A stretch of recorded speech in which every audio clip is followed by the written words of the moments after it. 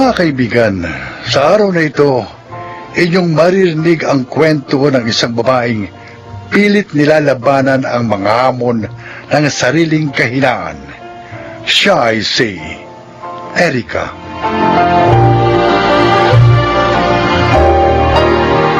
Takot ako sa mga imperfection ng buhay.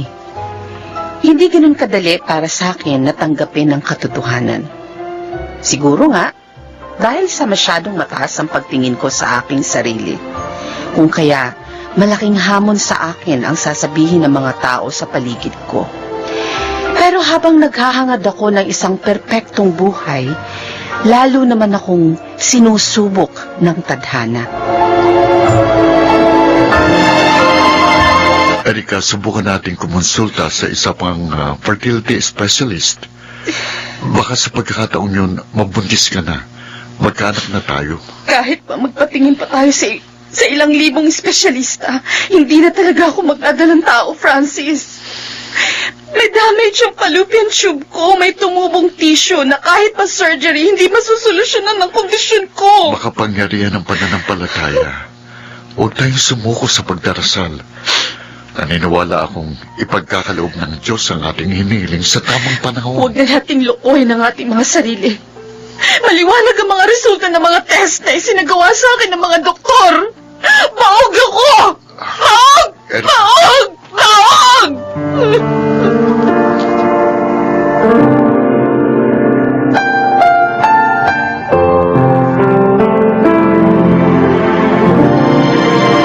Ador, ano yung pinagkakaguluhan ng mga tao sa likod ng van na yun? Eh, yun daw buntis na palaboy-laboy dito sa Pierre. Doon daw inabot ng panganganak. Ako, mabuti na lang daw at may napadaang isang estudyanteng nurse. Kaya yun ang nagpapaanak sa babae sa kasalukuyan. Napaka-miserable naman ang panganganak niya. Bakit sa likod pa ng van? May ospital namang malapit dito. Bakit hindi siya doon itinakbo ng asawa niya? Eh, wala raw nga ang asawa. Naku, malamang na buntis lang yan ang kung sino dito sa Pierre. Halika. Tingnan natin. Halika. Ano? Naku, Ellen, pwede ba? Umuwi na tayo. Pagod na ako sa maghapong pagkakarga ng mga kargamento sa barko. Gusto ko na magpahinga. Tsaka ano ba mapapala natin sa pakikiusyoso sa babaeng yun na nakakalang, ha? Basta halika na. Ano? Sisilipin ko lang naman eh. Uuwi na tayo pagkatapos.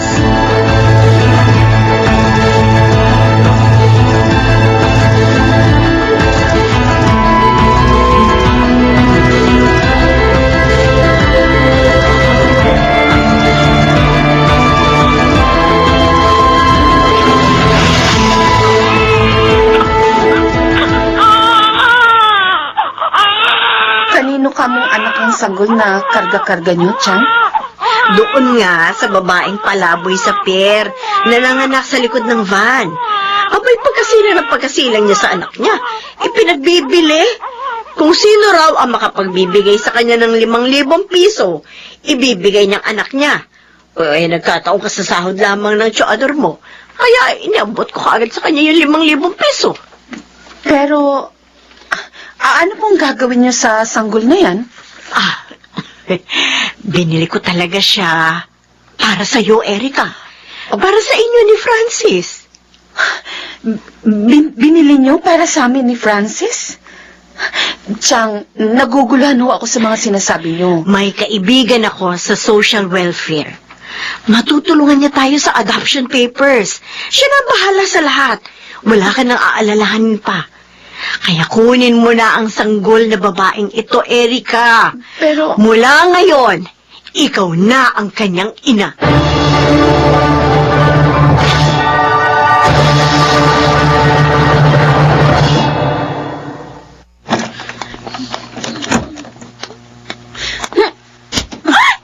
Aray! Ma! Bakit ba? Bigla na lang kayo nananampal dyan. Ano naman ba problema nyo? sino yung lalaking kahalikan mo sa labas ng gate, Madi? Sino? Si Elton yun. Nakilala ko sa party kanina. Kanina mo lang nakilala? Nakipaghalikan ka na? O ano ba naman ang masama sa makikipaghalikan? Simple gesture lang yon. Pasasalamat ko lang sa kanya dahil hinatid niya ako dito sa bahay pagkatapos ng party. Babae ka, Madi! Bigyan mo naman ng respeto yung sarili mo! ilagay mo sa ayos sa mga kilos mo. At higit sa lahat, bigyan mo naman ako ng kahihiyan sa mga ginagawa mo. Ay, na naman kayo sa pagiging perfectionist nyo. Sige na, lantok na ako. Madaling araw na, di ba? Hoy! Manny! Alam mo palang madaling araw na? Bakit ngayon ka lang umuwi? May mga klase ka pa mamaya! Hindi na ako papasok sa klase kong mamaya. Ano? Puro lecture lang naman yung paulit-ulit. Hoy! Hoy, babae ka! Manny! Kinakausap na kita! Manny!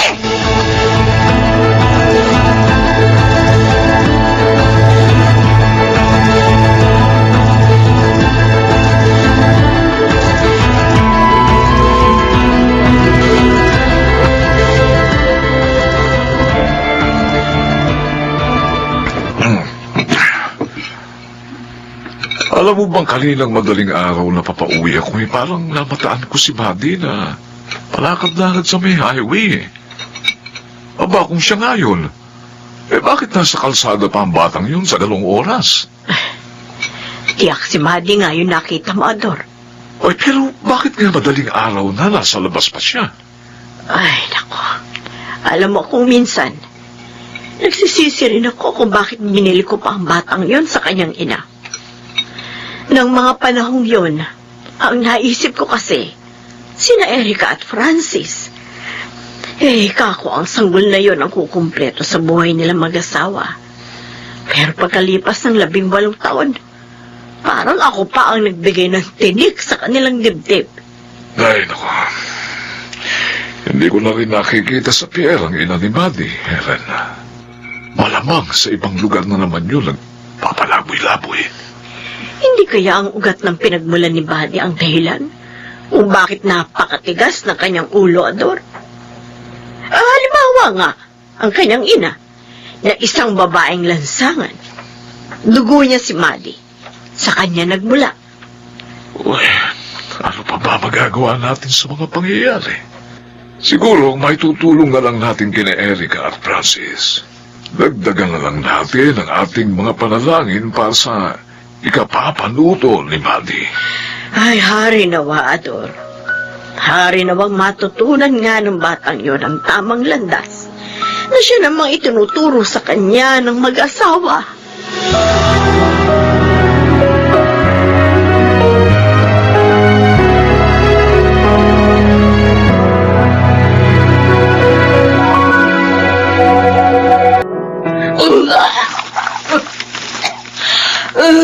Buddy? Ano yan? Buntis ka? Umamin ka sa akin. Buntis ka? Ewan ko, ma. Di ko alam. Ano hindi mo alam? Kailan ka huling dinatnan ng buwan ng dalaw mo? Kailan? Ano ba? Bakit ba? Di ko nga matandaan eh. Ikaw ang may katawan. Hindi mo matandaan. Bakit hindi mo matandaan? Ay, aray ko! Babae ka. Ano ba? Nasasaktan na ako! Talagang masasaktan ka sa akin.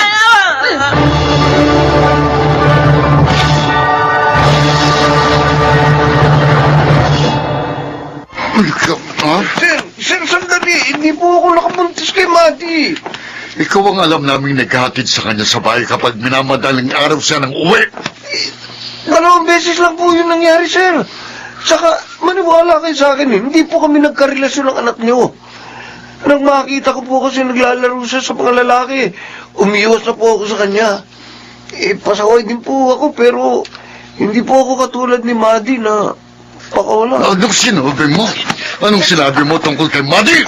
Oh! Sorry po sa term na ginamit ko, sir, pero pakawala po talaga anak niyo eh. Hayop ka. Kung kani-kaninong lalaki nagpapagamit eh.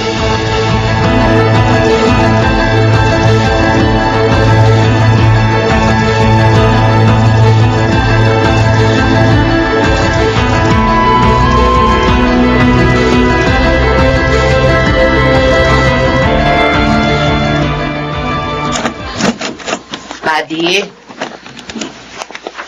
Oh, kumain ka na. Wala kaninang umaga, hindi ka pa lumalabas ng kwarto mo. Di ako nagugutom, ha? Pero yung sanggol na gumagalaw dyan sa loob ng sinapupunan mo, tsak na gutom na yan. Sorry. Naging suwil ako. Wala akong sinunod isa man sa mga pangaral mo. Wala akong pinakinggan, kundi ang sarili ko. Madi, anak. Patawarin mo rin ako dahil napagbuhatan din kita ng kamay. Nasaktan kita sa kawalan ko ng pagtitimpi. Pero gusto kong malaman mo, walang nababago sa pagmamahal ko sa'yo. At sa kagustuhan kong maiwasto ka pa rin ng landas. Galit na galit ako sa sarili ko, Ma. Galit na galit ako sa sarili ko. Isisilang mo ang sanggol na dinadala mo. Kasama ang papa mo. Magkakatuwang natin siyang aalagaan at palalakihin.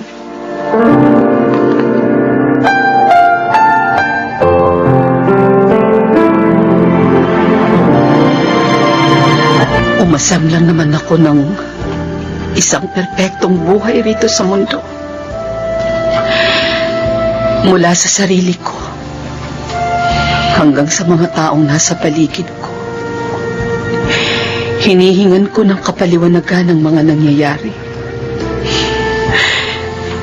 Pero nang hindi tayo biyayaan ng anak, nang dumating sa buhay natin si Madi, mas naging madali para sa akin na tanggapin ang mga nangyayari sa realidad. Ang mahalaga, Erica, hindi tayo sumusuko sa ating mga kahinaan. Gayon din sa kahinaan ng mga taong minamahal natin. Yung mga naganap sa atin, ang mga yun ang nagmulat sa akin sa higit pang pagtanaw sa pananampalataya at pag-asa upang lubusan akong makalaya mula sa mga hinanakit at harapin ang mga katotohanan ng buhay.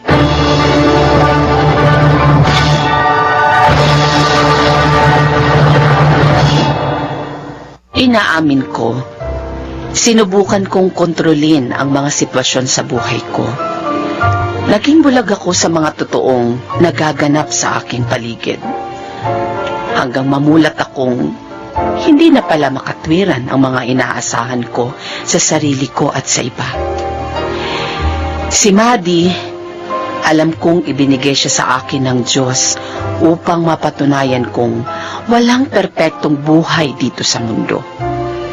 Pero magiging kumpleto ito sa pamamagitan ng katapatan sa sarili, pagmamahal na walang hinihintay na kapalit, at malalim na pananampalataya sa nasa itaas. Ako si Erica, at ito ang aking buhay. Sa Diyos pa rin nagmumula ang ating kagalingan mula sa kabiguan.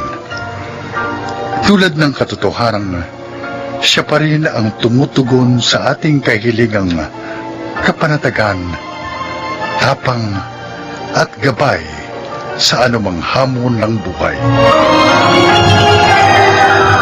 Alex Barlam, sa direksyon June Martin Legaspi at Maynard Landicho Jr. Ito ang aking buhay.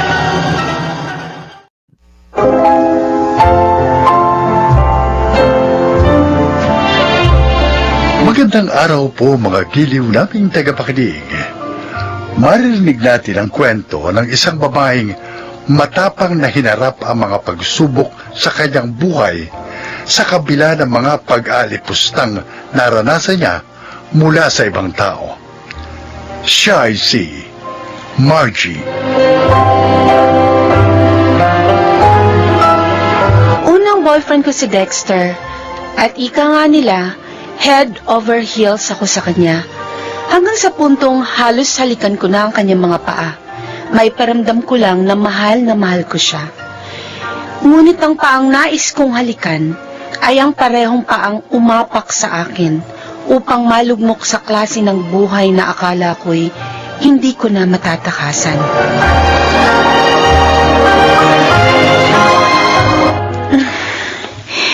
May Hilong-hilo na talaga ako. Ay, kung alam ko lang na ganito pala kahirap ang magbuntis. Margie! Ako, si Mama. Ano ba yan, ha?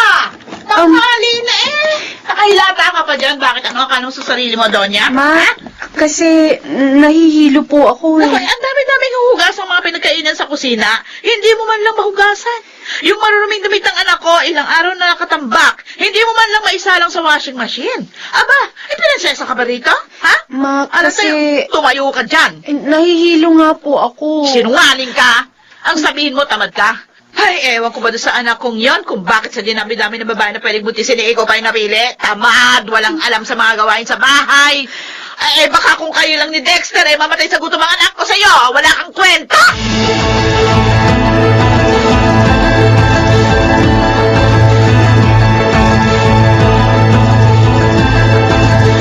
Sabi ko naman sa'yo, pagpasensya mo na si Mama. Yun naman ang ginagawa ko eh. Kaya lang minsan sobra naman ang bunganga niya. Dexter, buntis ako. 3 buwan akong buntis at madalas akong mahilo at magsuka. Hindi niya ba yun naiintindihan? Nagbuntis din naman siya. Huwag kang maingay, baka marinig ka niya. Bakit? Totoo naman sinasabi ko ah. O bakit ako pinagbabalingan mo ng galit? Kasi naman... Sana kanina sinagot mo siya habang binupungangaan ka. Tiisin mo na lang. Kung wala lang TV si tatay na pwedeng makahawa sa amin ni baby, uuwi na talaga ako sa bahay. Margie, konting tiis pa. Salamat ka. Mahal kita. Kaya tinitiis kong lahat ng hirap dito sa bahay niyo. Tapos naman, panay ang reklamo mo. Sorry na. Promise, magtitiis ako. Magtitiis ako para sa'yo.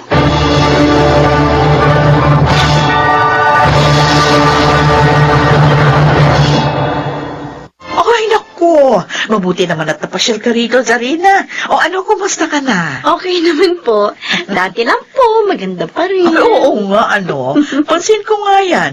Mas gumanda ka ngayon. At saka, ang kinis ng mukha mo, ha? Ay, sandali lang, ha? At ikukuha kita ng maiinom. Ay, wag na po. Ma? Oy, Dexter! Naku, mabuti at naririto ka pa. Si Sarina, yung kababata mo, naalala mo ba? Hi, Dexter. Uy, Kumusta? Sarina, umuwi ka pala? Oo. Okay Sige lang ako. ha, Mabuti magkwentuhan muna kayo dyan, ha? Maiwan ko muna kayo. Ah. Maganda ako ng maiinom. Bakit nagpunta ka rito sa bahay? May sadya ka? Meron sana. Pwede ka bang maabala? Ah?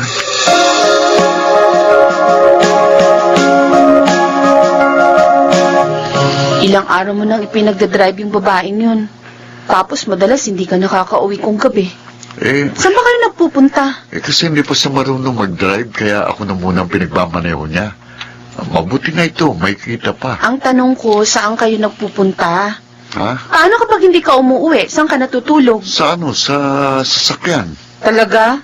Teka nga, pinagdududahan mo ba ako? Tinatanong ko lang. Gusto ko lang malaman kung nakakatulog ka ng maayos. Ay, pagod ako, Margie eh. Sige, patutulog na muna ako. Gisingin mo na lang ako kapag manananghalian na, ha? Sige.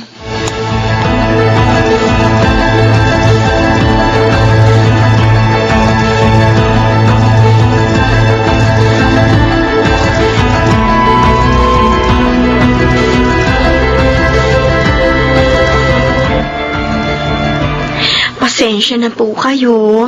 Isasama ko na naman ngayon si Dexter. Ay, naku, walang problema sa akin yun. Mabuti nga at kayong magkasama.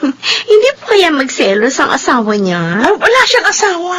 Single ang anak ko. Pero, di ba po nakatira na rito sa inyo yung babaeng nabuntis niya? Nako, etong sasabihin ko sa'yo, ha. Pinikot lang nun si Dexter. Ay, alam mo naman ang anak ko, habulin. Hindi pa po sila kasal? Ay, hindi. At hindi ako papayag na makasal sila. Eh, kung wala ka pang boyfriend, mas gusto ko, ikaw ang mapangasawa ng anak ko. Ano, gusto mo ba? Naku, mahirap po yan. Ha? Baka kung sugurin ako nung kinakasama niya. Sarina, tara na. Ay, oo, Dexter. Oy, Dexter, mag-enjoy kayo ni Zarina, ha?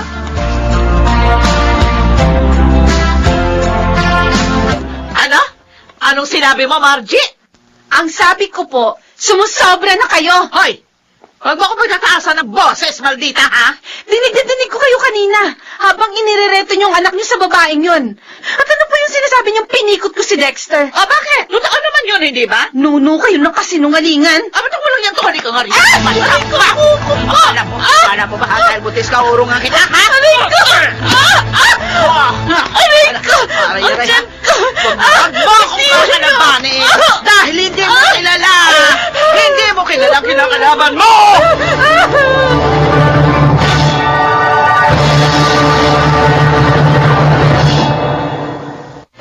Eh bakit naman kasi pinatulan mo pa si Mama? Ako pa? Ako pa may kasalanan? Ako pa, Dexter? Margie naman! Pagod na nga ako sa paghahanap buhay para sa atin. Dumadagdag ka pa. Hanap buhay? Hanap buhay ba talagang ginagawa mo, ha? Tigil ka kung ayaw mong... Bakit? Pagbubuhatan mo rin ako ng kamay, ha? Sige, sige, sige! Gawin mo! Gawin mo! Tumigil ka! Huwag mo kong ahamunin, Margie. Punong-puno na ako sa'yo! Mag-ina nga kayo! Magsama-sama kayo! Margie! Margie!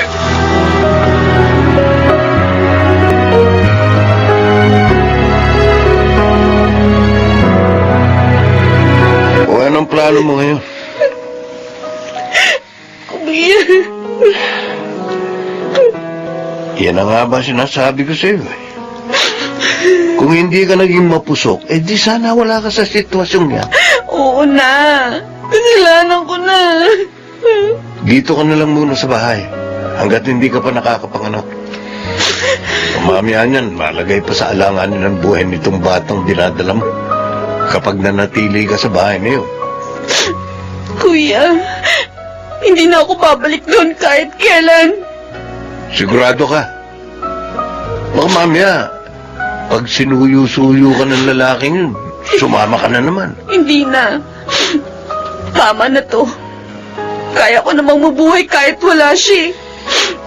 Kapag nakapanganak ako, maghahanap ako ng trabaho.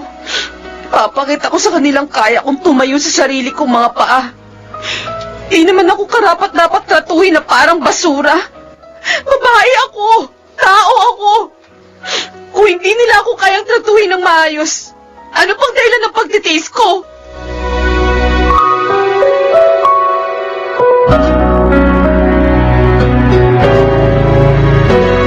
Kapapanganak mo lang. Kaya mo na ba magtrabaho? Kayang-kaya ko na po, sir. Abay, mahirap ang trabaho rito sa public, ha? Kakayanin ko po. Sigurado ka? Opo, huwag po kayong mag-alala sa akin. Single mother ka ba? Opo, sir. Kaya kailangan ko pong magdoble kayo dahil kung hindi, magugutom mo ang anak ko. O sino mag-aalaga sa anak mo kapag nagtatrabaho ka? Yung hipag ko po. Margie, tinatanong kita ng ganyan kasi ang nanay ko, single mother din. At itinaguyod niya akong mag-isa. Pero hindi yun naging madali. Kaya alam kong hindi rin magiging madali para sa iyo. Wala po akong hindi gagawin para sa anak ko, sir. Minsan na ho ako nagkamali dahil sa pagiging mapuso ko at sa pagtitiwala sa isang tao na hindi naman ako kayang panindigan. At dahil doon, lalaking walang ama ang anak ko. Kaya gusto ko pong bumawi sa kanya sa pamamagitan nito. Gusto kong gawin ang lahat para maibigay sa kanya ang maayos na buhay na nararapat sa kanya. Okay, sige. Magsimula ka na bukas. Talaga, sir? Ay, salamat. Maraming salamat po.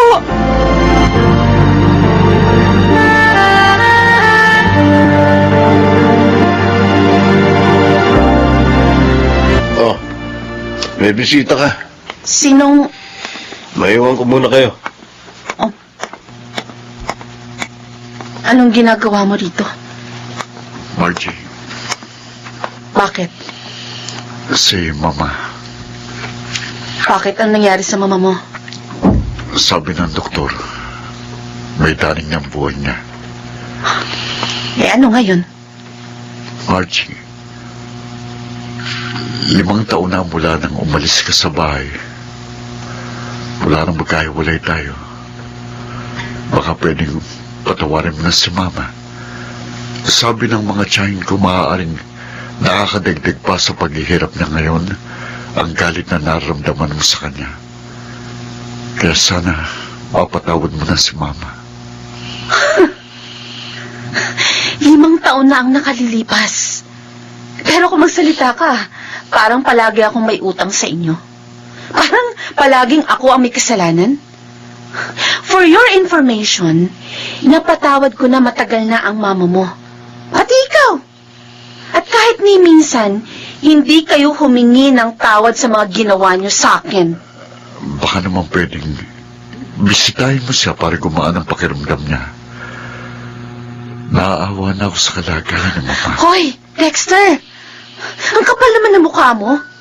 Nung lumayas ako sa inyo, ni minsan ba sinilip mo ang kalagayan namin ng anak ko? Ha? Nag-alala ka man lang ba kung kumakain kami? Ni anino mo nga hindi ko nakita eh. Tapos ngayon, gusto mong suyuin ko ang nanay mo? Kung naghihirap man siya ngayon, hindi yun dahil sa akin, kundi dahil sa kanya. Umalis ka na rito. At uulitin ko, pinatawad ko na kayo. Maayos ng buhay ko. Kung may dapat man kayong gawin, yun ay humingi ng tawad sa Diyos at hindi sa akin.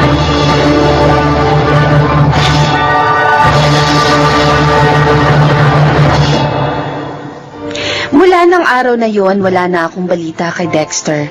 At masaya ako na tuluyan na siyang nawala sa buhay ko at ng aking anak. Kung may pagmamalaki man ako ngayon, yun ay ang katotohanan na nagawa kong mailayo ang aking anak sa presensya ng mga taong magdudulot lang sa amin ng hirap at pagdurusa. Ako po si Margie at ito ang aking buhay. Hindi sa lahat ng oras ay kailangan nating magtiis. Kailangan alam natin kung kailan tayo aalis sa sitwasyong hindi na nagdudulot ng mabuti sa ating buhay. Mga nagsiganap: Rosana Villegas, Phil Cruz, Chiquit del Carmen Amor, Lionel Benamin, Jun Ligaspi, at Jenaline de la Cruz sa papel na Margie. Naglapat ng angkop na tunog Jerry Mutial. Sa musika, Buboy Salonga. Supervisyong teknikal, Eric Lucero at Bong Muyar. Creative Consultant, Phil Cruz. Production Assistant, Anching Cruz. Ito'y mula sa panulat ni Rita Labanon. Sa direksyon, June Martin Ligaspi at Maynard Landicho Jr. Ito ang aking buhay.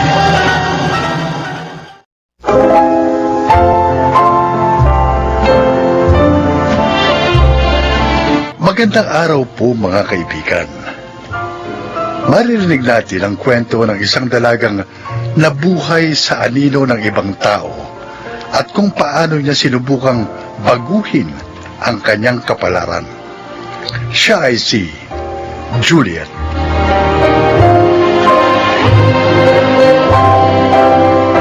Bata pa lang ako, alam ko na kung ano ang gusto kong gawin at kung ano ang gusto kong maging paglaki ko. Ngunit, tila pinagkaitan ako ng tadhana ng pagkakataon na gumawa ng sarili kong kwento. Dahil mula nung magkaisip ako, kailangan ko nang sumunod sa yapak ng isang taong... Para sa kauna-unahang attorney ng ating pamilya na malapit na maging judge. Cheers! Ay, ang bait! Talagang ganyan ang alak, Almira. Mapait sa una pero habang tumatagal, tumatamis. Parang sa buhay din naman natin. Sa una, mapait. Pero kapag nakuha mo na ang teknik, unti-unti lang tumatamis. Tama. Nakuha niyo pa talagang ikumpara sa buhay natin ng alak, ha? Ayoko nang tumagay. Magmamaneho pa ako ng sasakyan ko mamaya. Oo, wag na. Ayaw namin malagyan ng anumang bahid ang record mo para tuloy-tuloy na ang pag-akyat mo patungo sa pedestal. Dala-dala ang apelido natin. Basta attorney, ha? Kapag may mga gusto mo madlang sa mga gusto mong gawin, andito lang ang Kuya Paing mo, ha? Bakit? Anong gagawin mo, kuya? Babato ka namin. Oh, ang panganay ko, Juliet. Halika rito, anak. Bakit, Papa? Uy, ang susunod na abogado ng ating pamilya. Attorney Juliet, ha? Hindi mo man lang bababati ng Auntie Almira mo. Konting panahon na lang, judge na yan. Auntie, congrats po. Oh, kaya pagbutihin mo ang pag-aaral, Juliet. Dapat maging abogada ka rin. At kung malagpasan mo pa mga achievements ng tiyang mo, di mas mainam. Ah, nako. Matalino tong anak kong to. Manang-mana kay Almira, kaya walang duda, gagraduate din itong summa cum laude.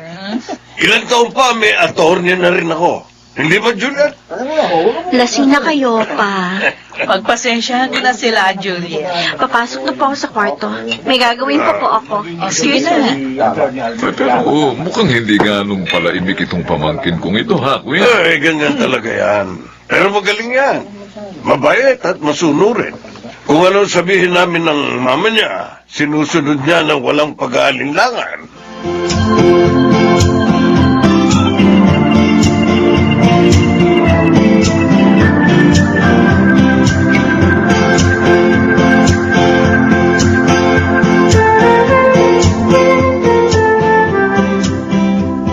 Rap, asan yung libro ko?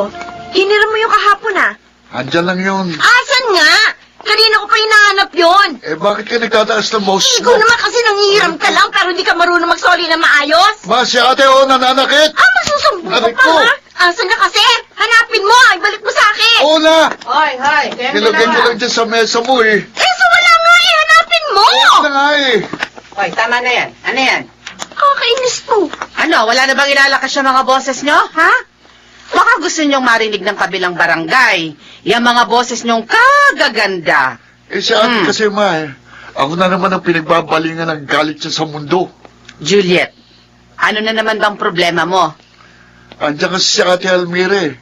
Umiinit lagi ang ulo niyan kapag narito si auntie. O kaya pinag-uusapan niyo siya.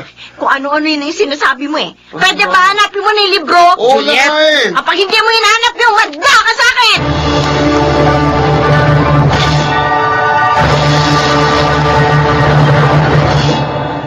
Juliet, nakapili ka na ba kung saang universidad papasok para sa pag-aaral mo ng abogasya?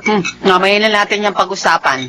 Kumakain tayo. Mas mainam na pag-usapan ang mga ganitong mahalagang bagay sa hapagkainan.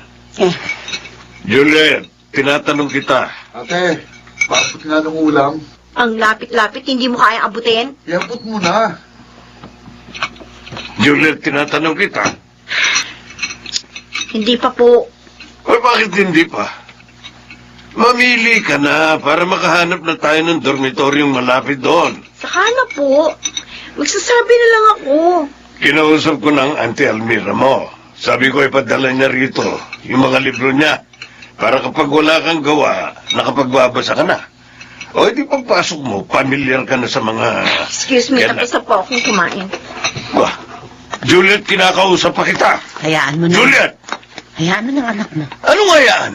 Binabastos ako ng anak mo. Hahayaan ko lang. Juliet!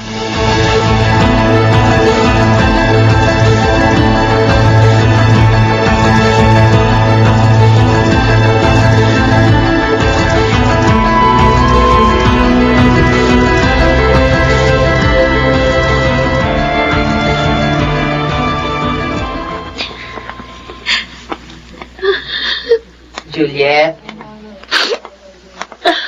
Ma, bakit po? pagpasensyahan mo ng papa mo. Yan naman lagi yung sinasabi niyo kapag napagsasabihan ako ni Papa. Ma, mula na magkaisip ako, pinagpapasensyahan ko na si Papa. Konti na lang. Kapag nakapagtapos ka ng abogasya, maaari mo nang gawin ang gusto mo. Maaari ko nang gawin ang gusto ko? Hihintayin ko pa maging abogada ako bago ko magawa ang gusto ko?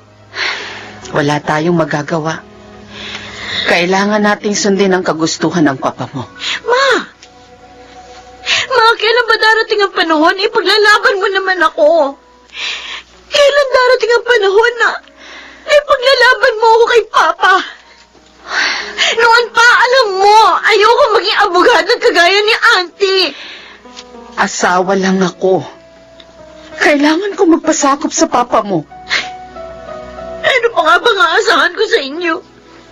Juliet, Kung hindi nyo kaya, ako ang gagawa. wag na wag mong susuwayin ng papa mo. Bakit hindi? Ma, ang buhay ko to. Oo, pinag-aaral niya ako.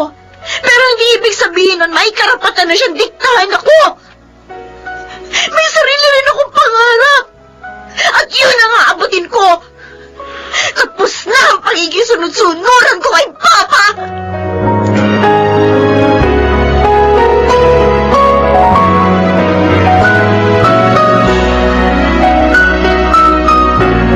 O Juliet, nandito sa kon yung mga kakailanganin mo libro. Salamat po, Auntie. Pero, hindi ko na po kailangan ng mga yan. Ha? Bakit? Dalhin nyo na lang po yan pa uwi. Ah, anong ibig mo sabihin? Hindi po ako kukuha ng abogasya. Hindi ko po yan magagamit. Almira, Kuya? ito na ba yung mga libro? Juliet, ayusin mo na ito sa bookshelf. Ayaw niya nga tanggapin. Ano? Sinabi ko na po sa inyo, ayoko maging abogado. Ayoko sumunod sa yapak ni Auntie Almira. Ayoko magbasa ng mga libro niyan. Ayoko na mabuhay sa anino ng ibang tao. Juliet! Kuya, wag. O sige na, Juliet. Mag-uusap muna kami ng papa mo.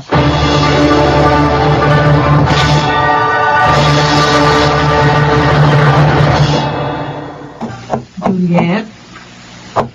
Pwede ba akong pumasok? Juliet? Bakit po? Pwede ko pumasok? Sige po.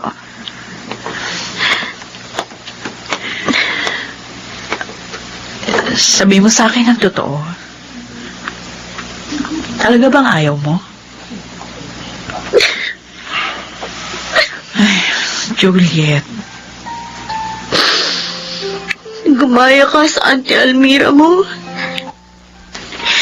Dapat marami ka rin makuha medals gaya ng Auntie Almira mo. Dito ka mag-aral kasi dito nag-aral ang Auntie Almira mo. Mag-abogada ka gaya ng Auntie Almira mo. Auntie!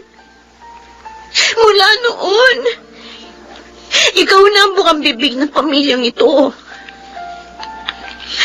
Oo, proud ako na may tiyahin akong kagaya mo. Alam ko naman hindi naging madali ang mga pinagdaanan mo para makarating sa kung saan ka man ngayon. Pero Auntie, si Juliet ako. Hindi ako ikaw. May sarili rin akong anino. Pero noon pa man, anino mo na ang sinusundan ko. Para akong bulag na sumusunod lang sa'yo. Kung saan ka magpunta, saan ka liliko rin ako. Kung saan ka tumalon, tatalon din ako.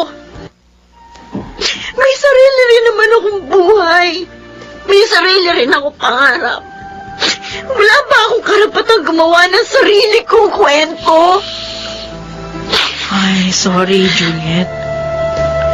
Sorry kung kailangan mo pagdaanan ng lahat ng ito dahil sa akin. Pero kung desidido ka na sa gusto mong gawin, sige.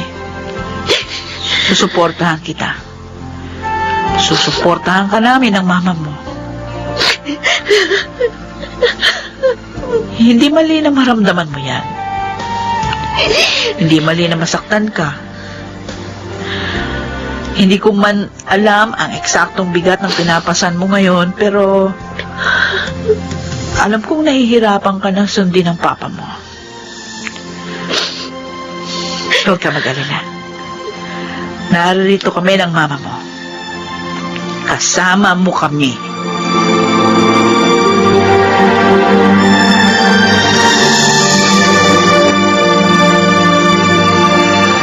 Sana dito ka na lang sa mga universidad malapit sa atin kumuha ng nursing. Ma, hindi po ako matututong lumipad kung hindi ko ilaladlad ang pakpak ko. O siya, sige. Pa, aalis na po ako. Hindi mo ba ihahatid si Juliet? Tatawag na lang po ako sa inyo ng madalas. Mag-iingat ka, anak, ha? Pangako. Pa, magiging isa akong kagalang-galang na nurse. Para kahit hindi ko nasunod ang gusto mo, may pagmamalaki mo pa rin ako.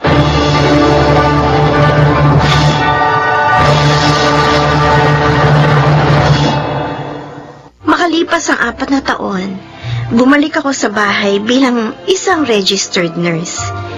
Hindi ko man nakitang ipinagbunyi ako ni Papa, gaya ng nakikita ko noon tuwing may mga tagumpay na nakukuha si Auntie Almira. Pero alam kong proud siya sa akin. Hindi lamang dahil sa narating ko, kundi dahil natuto akong ipaglaban ang gusto ko. At sa huli, maaari niya pa rin akong naipagmalaki. Sa mga kagaya kong may nais abuting pangarap, huwag ninyong hahayaang diktahan kayo ng iba. Ako po si Juliet, at ito ang aking buhay. Hindi masamang piliin at ipaglaban ang mga nais nating gawin, lalo na kung magiging daan ito upang tayo ay matuto at maging isang mabuting tao. Makinig si Ganap, Rosana Villegas, Jeneline de la Cruz, Lionel Benamin, Phil Cruz, June Ligaspi, at Chiquit del Carmen Amor sa papel na Juliet. Naglapat ng angkop na tunog Jerry Mutiang. Ang musika Buboy Salonga. Supervisyong teknikal Eric Lucero at Bong Muyar. Creative Consultant Phil Cruz. Production Assistant Anching Cruz. Ito'y mula sa panulat ni Rita Labanon. Sa direksyon June Martin Ligaspi at Maynard Landicho Jr. Ito ang aking buhay.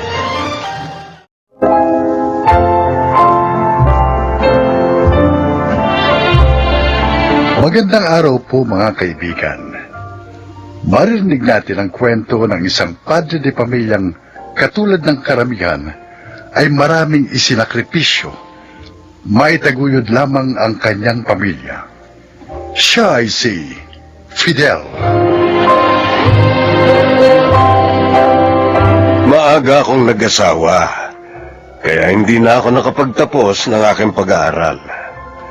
Matayog man ang aking pangarap noong kabataan ko.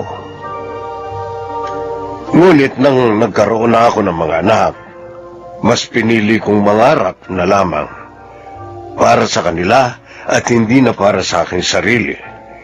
Tutal wala na rin akong kakayahang abutin ang pangarap na yon. O ate, paano ba yan? Mauna na ako sa isa pila. Bahala ka, buhay mo naman yan eh. Kung kami sana masusunod, mas mainam kung ang ate mo muna makapag-asawa bago ikaw, Eme. Kaya lang, wala naman tayo magagawa kasi wala namang kasintahan ng ate mo. At wala ring manliligaw. Uy, grabe naman kayo sa akin. Kasi naman ate, sabi ko sa'yo, lumabas-labas ka rin paminsan-minsan. Paano ka namang makakapag-asawa kung bahay at opisina lang yung pinupuntahan mo?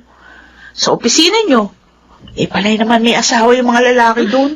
Huwag mo na nga akong pinakikialaman. Wala naman akong problema kung mauna ka sa akin na mag-asawa. Concerned lang kami sa iyo kasi lahat na nga ng mga kapatid mo may asawa na at tumatanda na kami ng tatay niyo.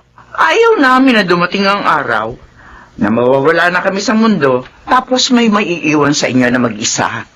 Kasi naman ate, ikaw naman puro katrabaho. May pinag-iipunan ako, kaya subsob ako sa trabaho. Ano naman ang pinag-iipunan mo, Aber?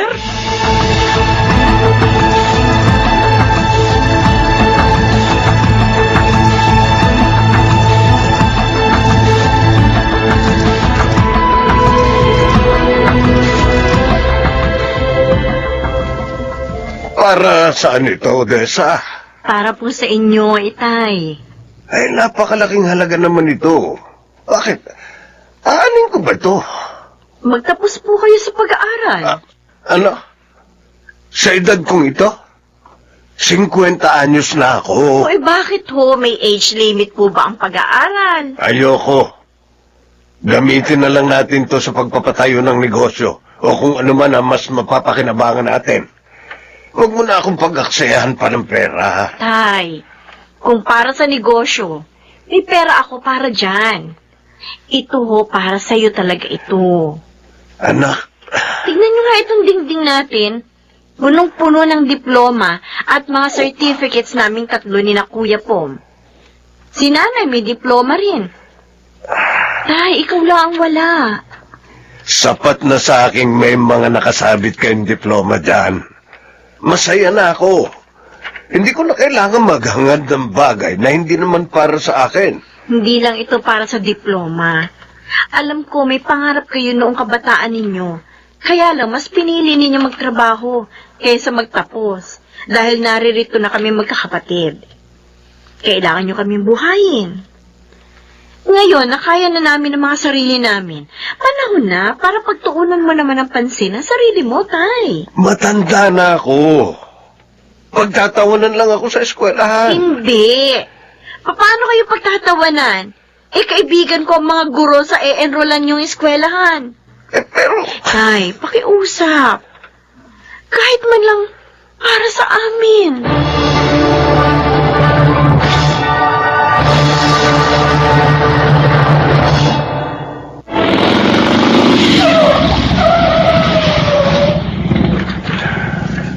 eto ang bayad, Pedring. Salamat. Uy! Totoo pala ang balita. Estong? Uy, estudyante ka na pala talaga ngayon, ah. Oy, kung kakantsawan mo lang ako, umalis ka na, ha? Uy, ba't naman kita kakantsawan? Naiingit nga ako sa'yo, eh. Ano? Naiingit ako sa'yo. Oh, ngayon.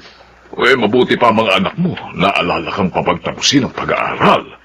Nako, yung mga anak ko, hanggang ngayon may mga pamilya na. Sa akin pa rin umaasa. Kaya mapalad ka, Fidel. Ipagpasalamat mong may mga ganyan kang anak, ha? O ano, kumusta ang buhay estudyante? Kwento mo naman ako. Sige na. Pumasok na muna tayo sa bahay. Baka may merienda doon.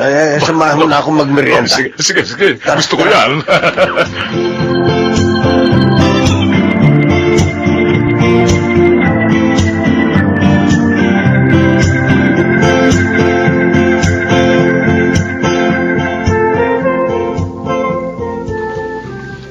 Ano ba ito pagagalawin? Nako, ito na nga ba ang sinasabi ko kay Odessa kaya ayoko na mag-aral eh. Lahat teknolohiya na ang ginagamit. Hindi ko na maalam kung paano gagamitin ang mga ito. Ay, Oh, Pom, napadaan ka. may kinuha lang ako kay nanay. Ano yung ginagawa niyo sa computer? Mabuti nga't napadaan ka. Halika. Bakit to? Tulungan mo ako rito. Anong gagawin niyo? Hirap na ako rito. Paano ko ba ito pagagalawin? Ganito. Hawakan niyo itong mouse. Oh, Ito? oh. Ayan, oh. Di ba may tinuturo yan? Oh. Ang hirap na pala maging estudyante ngayon eh. Dahil mas mahirap magpalaki ng mga anak at magtaguyod ng pamilya. Pero nakaya nyo. Kaya imposibleng hindi nyo to kayanin. Tiwala kami sa kakayahan nyo.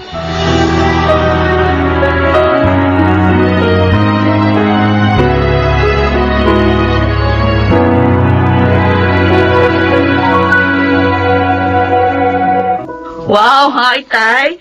Nakakaisang school year ka na. Nakakaisang school year na puno ng reklamo. Bakit, Tay? Mahirap ba? Huwag mo na akong tanungin.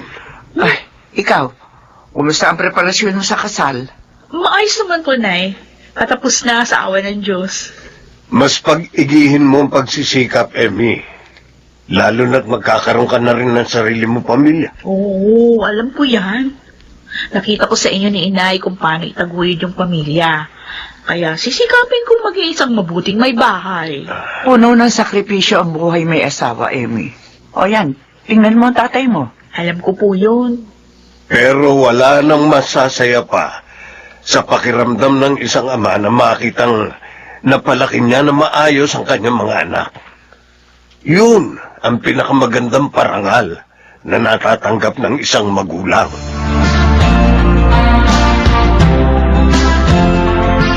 Tay? Kasal ni Emmy ngayon ah. Hindi ba nagpaalam ka na sa teachers mo? May bigla ang oral exam daw. Hindi pwedeng hindi ako pumunta. Ibabagsak ako ng profesor at baka mag-retake ako nitong subject. Gusto ko nga makagraduate ka agad, di ba? Anong oras po bang pasok nyo? 3:00. O 2:00 ang kasal ni Emmy. Oh, Mabuti pa, magbihis na kayo. ano? Pagkatapos nyong ihatid sa altar si Emmy, ihahatid ko kayo sa eskwelahan.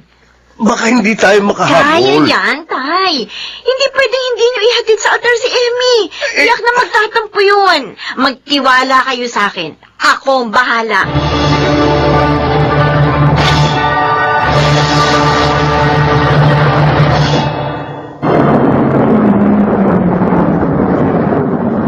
Oh, sige na, Tay. 10 minuto na lang bago mag 3:00. Sige na, tumakbo na kayo. Nakabarong pa ako. Okay lang yan. Sige. Galingan nyo, Tay, ha? Oo. Bakit ba ako naiiyak? Diyos ko, salamat at biniyayaan mo kami ng amang kagaya ni tatay. Kung hindi dahil sa kanya, wala kami kung nasaan man kami ngayon. Kaya hanggat kaya namin, susuportahan namin siya hanggang sa matupad niyang kanyang sariling pangarap.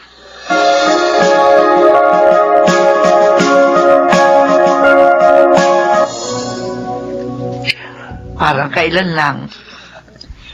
Inaayawan mo pa si Odessa sa alok niyang papag-aralin ka. O ngayon, gagraduate ka na, Fidel.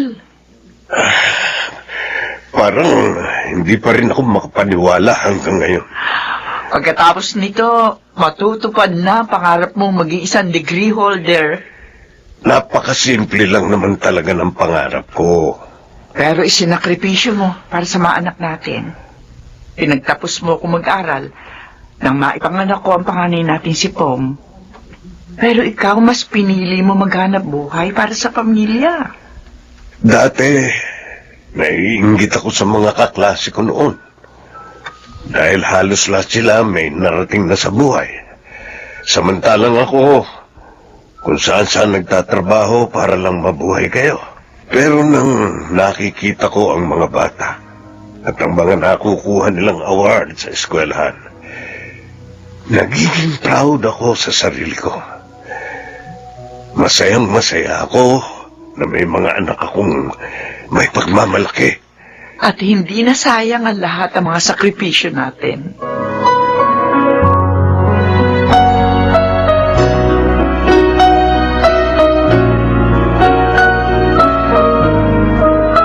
Uy, Emmy, Ano? ayusin mo naman itong damit ko. Kuya naman, magkatakin lang ng polo eh. Ayusin mo dito sa likod. Hindi ko kasi makita. Paano? Kanina pa kayo dyan sa salamin. Baka nasa graduation na ni tatay si Mr. Wright, kaya kailangan ko magpaganda. Ewan ko sa'yo. Kuya, suportahan na lang natin si ate. Sige na, bilisan nyo na kasi mahuli na tayo eh. Ano ka ba? Kaya natin makarating sa school ni tatay in 5 minutes. Oy, Odessa, ayan ka na naman ha. Oh, Sabi ko sa'yo, huwag kang laging overspeeding sa pagmamaneho. Hindi ko na nasanay kay ate.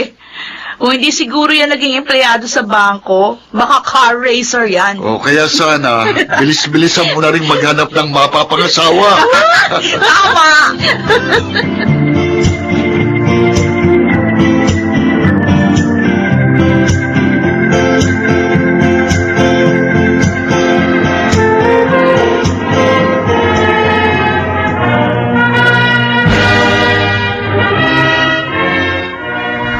Ayan na! Ayan na!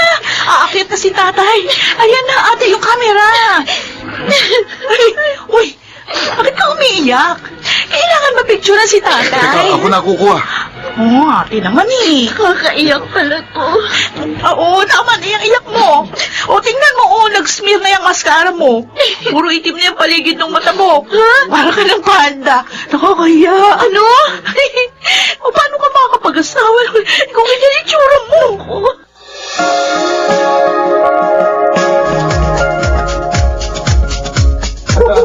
Mga anak, graduate na tatay nyo. Yay! Congrats, Tay! Congrats! Maisasabit mo na rin sa wakas ang diploma mo sa tabi ng mga diploma namin. Odessa, anak, Ay, salamat. wala po yun. Pasasalamat namin yan sa inyo sa lahat ng sakripisyo nyo sa amin ng mga anak ninyo. Oo nga, tay. Habang buhay kong ipagpapasalamat sa Panginoon na kayo ang mga anak na ibinigay niya sa akin.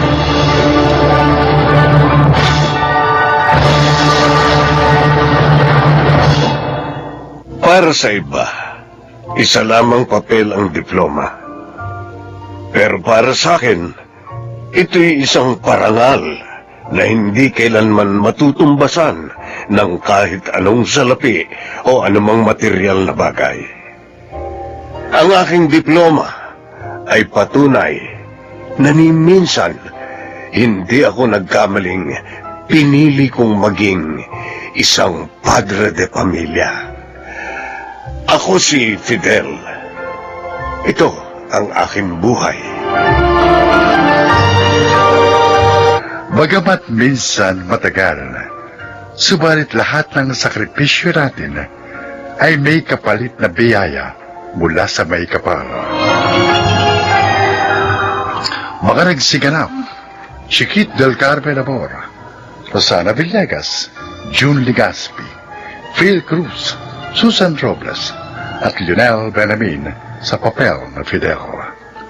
Naglapat ng angkop na tunog, Jerry Mutia, sa musika, Buboy Salonga, supervisyong teknikal, Eric Lucero at Bong Villar, creative consultant Phil Cruz, production assistant Anching Cruz. Ito'y mula sa panulat ni Rita Laparon, sa direksyon June Martin Ligaspi at Maynard Landicho Jr. Ito ang aking buhay.